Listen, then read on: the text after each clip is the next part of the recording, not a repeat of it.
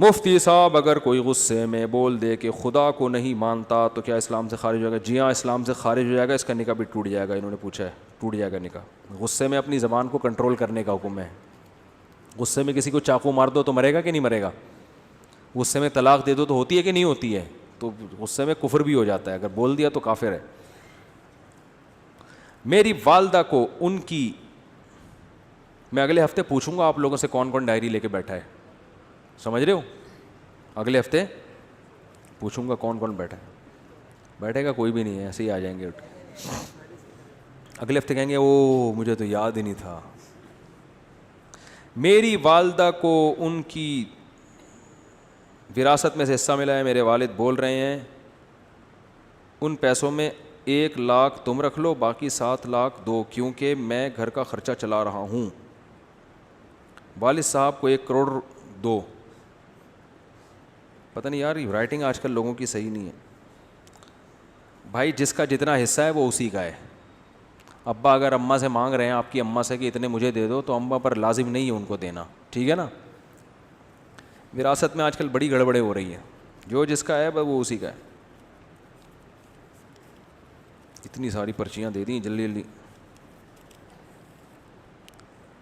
مولانا صاحب ایک مسئلہ, تصویر سامنے حرام ہے, پروفائل پہ تصویر لگانا حرام نہیں ہے.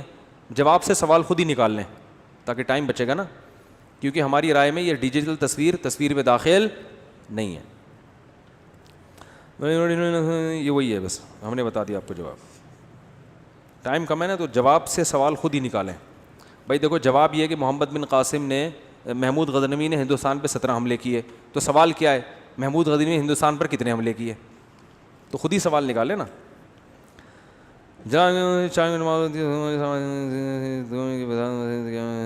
نئی مسجد میں دوسری جماعت ہماری رائے میں ٹھیک نہیں ہے. کمپنی میں نماز پڑھنا جائز ہے؟ ہاں کمپنی میں پڑھ سکتے ہیں. مفتی صاحب ہماری کمپنی میں ایک,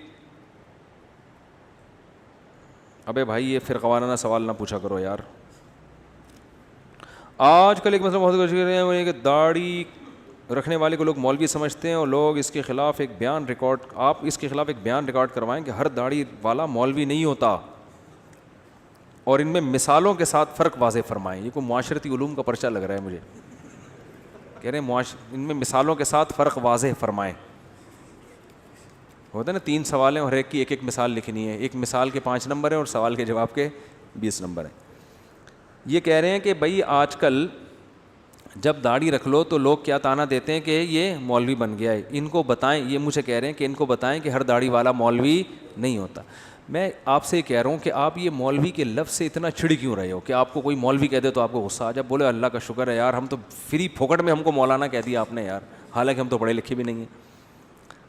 دیکھو جس چیز کے برحق ہونے کا یقین ہو نا, اس پہ کبھی احساس کمتری کا شکار نہ ہو. میں اپنی بات آپ کو بتاؤں, مجھے مولوی پن سے اتنی اللہ معاف فرمائے احساس کمتری اور نفرت سی تھی, جو غلط تھا, کہ ہمارے اسکول میں 14 اگست پہ ایک پروگرام ہوا 5ویں کلاس میں. تو اس میں وہ پروگرام ہوتے ہیں نا, تو اس میں کسی کو فوجی بنایا, کسی کو کسان بنایا, کسی کو تاجر بنایا, وہ ملی نغمہ پیش ہوتا ہے. تو مجھے مولوی بنا دیا. میں نے کہا میں نہیں بنوں گا, کرتا شلوار اور ٹوپی. میں نے کہا نہیں میں نہیں بنوں گا, وہ میں نہیں بنا.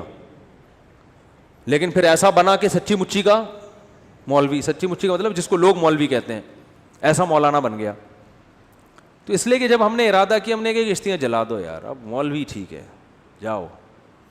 تو کوئی شرمندگی والی بات. ہمارے حضرت مفتی رشید احمد صاحب کے پاس ایک اس میں PIA میں ایک بہت بڑے آفیسر اذان دیا کرتے تھے.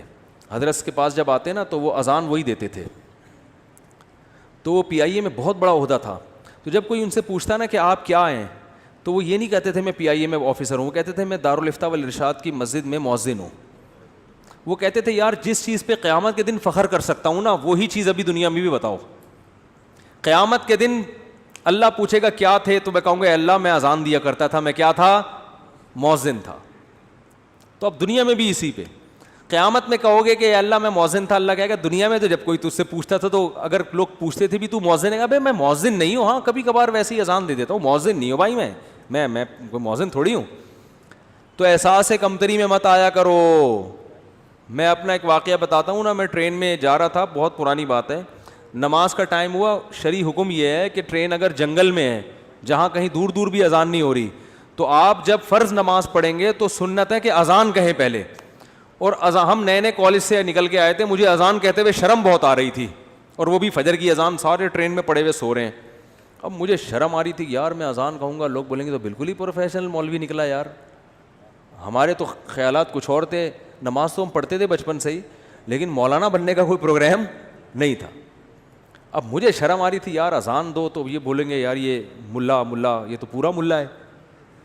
بس ہم ٹوپی پہنتے تھے, نماز کے وقت ٹوپی پہنی اور فوراً نماز کے فوراً بعد ٹوپی اتاری اور بال پف آگے سے آدھا گھنٹہ اس کو سیٹ کرنے میں لگتا تھا. ٹوپی بھی اس طرح سے پہنتے تھے کہ بالوں کی سیٹنگ خراب نہ ہو. تو ایسے آدمی کو اذان دیتے ہوئے کتنی شرم آئے گی. تو میں بڑا کنفیوز کہ یار اذان دیں تو لوگ بولیں گے یہ تو پورا ہی ملا ہے. پھر میں نے کہا یار دیکھو, اللہ کا حکم ہے کہ نماز پڑھو, یہ کمبختوں کو سوتے ہوئے شرم نہیں آ رہی ہے. سارے کلمہ گو مسلمان ہیں, یا تو کوئی عیسائی یہودی ہندو ہوتے, سب کلمہ پڑھنے والے مسلمان ہیں, سب کو پتہ ہے اسلام میں کتنی نمازیں فرض ہیں, 5 نمازیں, سفر میں بھی نماز معاف نہیں ہے. شرم تو ان کمبختوں کو آنی چاہیے جو پڑے ہوئے سو رہے ہیں, ہمیں تو فخر ہونا چاہیے. تو شرم تو پھر بھی آ رہی تھی, لیکن میں نے کہا ایسی کی تیسی جاؤ. تو میں کھڑے ہو کر میں نے تسلی سے اذان کہی. وہ اذان مجھے لگتا ہے کہ وہ والی اذان, اس کے بعد بہت دفعہ اذانیں تھیں, لیکن وہ اذان شاید اللہ کے ترازو میں شاید وہ بہت وزنی ہو, کیونکہ وہ کہتے ہوئے مجھے کیا محسوس ہو رہی تھی, شرم. تو میں نے کہا نہیں, اب نہیں شرمائیں گے. شرم کن کمبختوں کو آنی چاہیے. میں نے کہا اب کوئی رضائی سے جھانکے گا بھی نہیں, یوں کر کے میں بولوں گا وہ شرم نہیں آتی تجھے. تو کانفیڈنس پیدا کرو, جو چیز برحق ہے نا, ٹھیک ہے آپ مولوی نہیں ہو, لیکن اگر کوئی کہہ دے مولوی تو بولے ہاں ہے. ہمارے ایک دوست تھے, دیکھو ہم نے ساری وہ بچپن میں جو ہے نا دوستیاں یاریاں بنٹے کنچے سب کھیل کود ہم نے کیے ہیں.